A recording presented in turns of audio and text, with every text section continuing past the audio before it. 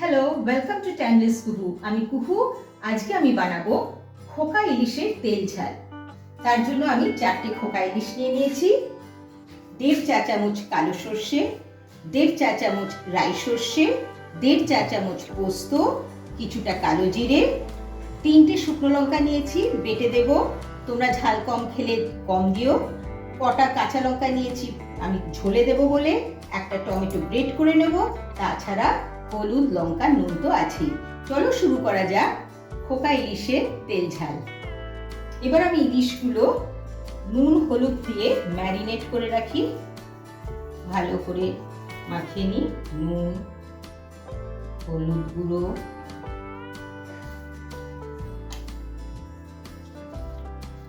খোকা ইলিশের টেস্টও কিন্তু খুব ভালো হয়। এই কদিন তো শুধু বড় ইলিশই খেয়েছি, আজকে ইচ্ছে করলো।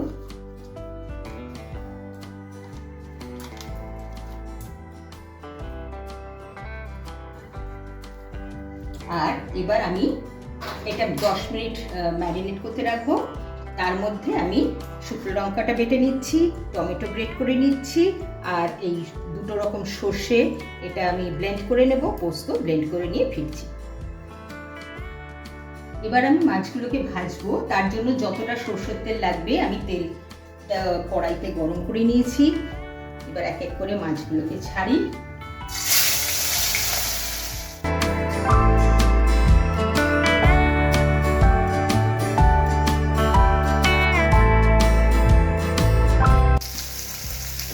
আমার মাছ ভাজা হয়ে গেছে। আমি এবার একে একে মাছগুলোকে তুলে নিচ্ছি।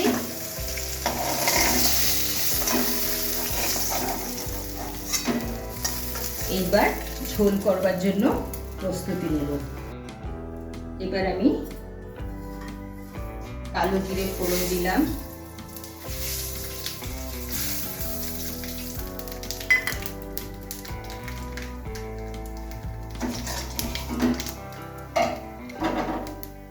টমেটো বাটাটা দিলাম,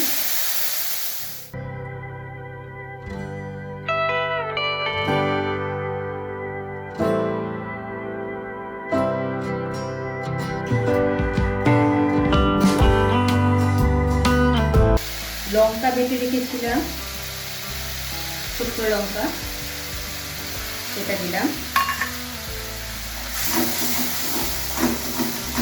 মশলাগুলোকে এক এক করে কষাচ্ছি।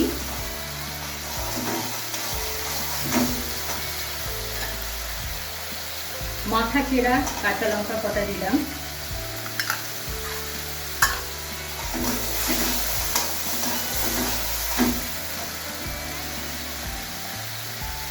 কালো সর্ষে আর রাই সর্ষে বেটে রেখেছিলাম,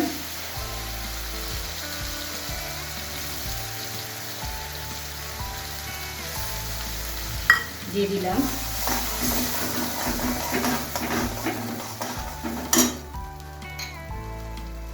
একটু হলুদ গুঁড়ো দিলাম, লাল লঙ্কার গুঁড়ো দিলাম, আন্দাজ মতো নুন,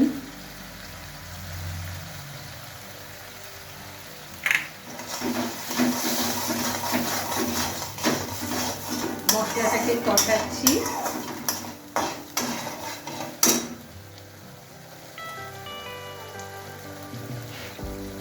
একটু জল দিয়ে দিলাম।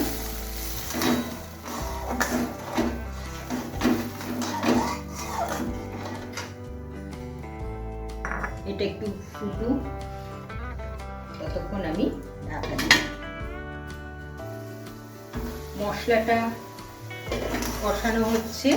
2 মিনিট পর আমি ঢাকনা খুলে পোস্তটা বেটেছিলাম সেইটা ঢেলে দিই। ঢেলে দিয়ে আবার আমি 2 মিনিটের জন্য রেখে দিলাম। আমার মশলা কষানো হয়ে গেছে, দেখো তেল ছেড়ে এসছে। এবার আমি মাছগুলো এতে দিয়ে দেব।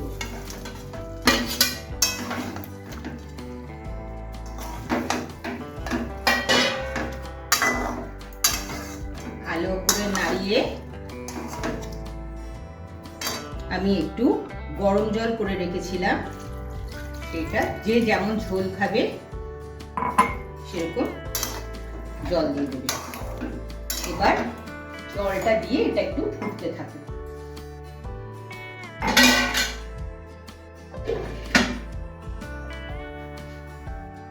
আমার খোকা ইলিশের তেল ঝাল রেডি। গ্যাস অফ করলাম।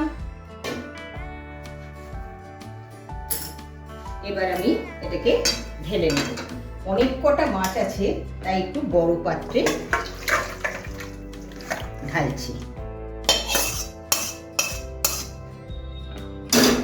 দেখতে খুব ভালো হয়েছে।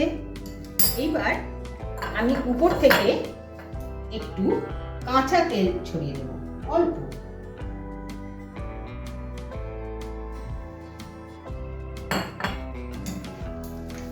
রেডি আমার খোকা ইলিশের তেল ঝাল।